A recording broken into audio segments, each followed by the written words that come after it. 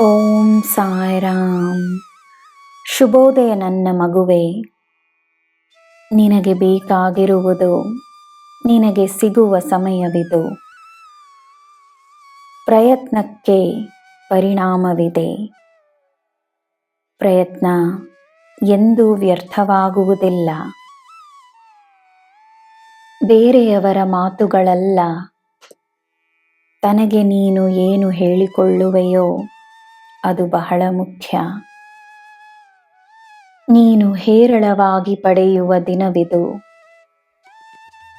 ನೀನು ನೀಡಿದಾಗ ನೀನು ಪಡೆಯುವುದಕ್ಕೆ ನಿನಗೆ ದಾರಿಯಾಗುತ್ತದೆ.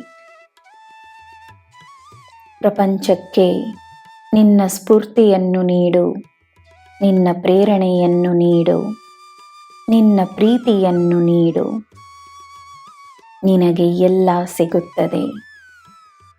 ನಿನ್ನ ದಿನ ಶುಭವಾಗಿರಲಿ. ಸರ್ವಂ ಸಾಯಿಮಯಂ. ಜೈ ಸಾಯಿರಾಮ್.